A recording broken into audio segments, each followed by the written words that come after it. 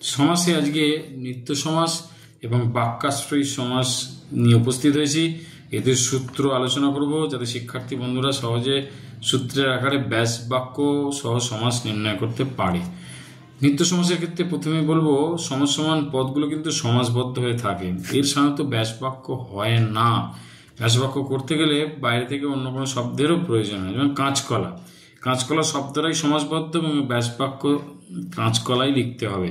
কিছু কিছু ব্যতিক্রম আছে, যেমন শব্দের মধ্যে সমাসবদ্ধ পদের মধ্যে যদি অন্তর থাকে সেক্ষেত্রে পূর্বপদে অদন্তের নয়, যেমন অন্য লিখতে হয়। যেমন দেখো জন্মান্তর, তোমাকে লিখতে হবে অন্য জন্ম।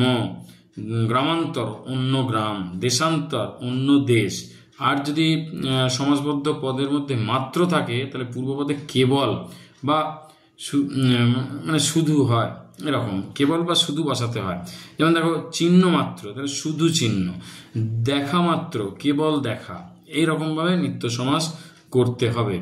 নিত্য সমাসের সবার আগে বারবার আমরা সমাস করতে গিয়ে বলেছি শব্দার্থের বিষয় অনেক বেশি জ্ঞানী হতে হবে, স্টক অফ ওয়ার্ড বাড়াতে হবে, শব্দের অর্থ বা মানে বুঝতে হবে।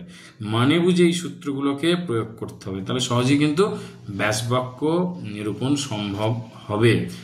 আচ্ছা, এরপরে আমরা চলে আসি বাক্যাশ্রয়ী সমাসে। বাক্যাশ্রয়ী সমাসটার অর্থ যদি বিশ্লেষণ করি সেক্ষেত্রে কি বলছে, বাক্যকে আশ্রয় করে যে সমাস গড়ে উঠছে তাকে বলা হচ্ছে বাক্যাশ্রয়ী সমাস।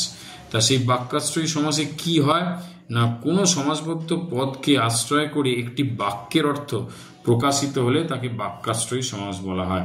অর্থাৎ সমাসবদ্ধ পদটাকে যখন আমরা ব্যাস বাক্যে বিশ্লেষণ করব সেক্ষেত্রে বাক্যকে বিশ্লেষণ করতে যেরকম বিভিন্ন পদগুলো পরপর অর্থবিশিষ্ট সাজাই, সেই বিষয়টিকে মাথায় রাখবো বা মনে রাখবো।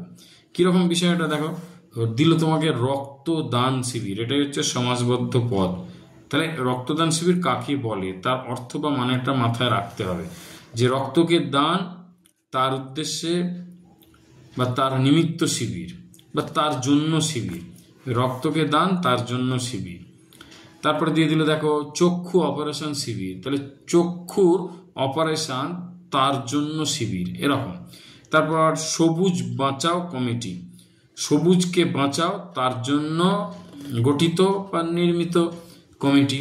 তারপর দিল গল্প বলা প্রতিযোগিতা, গল্পকে বলা তার জন্য আয়োজিত প্রতিযোগিতা। অর্থাৎ বাক্যকে বিশ্লেষণ করবার জন্য যেমন অর্থবোধক পদগুলোকে পরপর পরপর আমরা সাজাই, এক্ষেত্রে বাক্যাশ্রয়ী সমাসের ব্যাস বাক্য করার সময় আমাকে কি করতে হবে না, অর্থবোধক পদগুলোকে পরপর পরপর সাজাতে হবে। এই বিষয়টিকে মাথায় রাখলেই দুটো সমাসের ব্যাস বাক্য আমরা জলের মতো করে সহজভাবে লিখতে পারবো এবং সমাস নির্ণয় করতে পারবো। আশা করি সকলে উপকৃত হবে। ধন্যবাদ।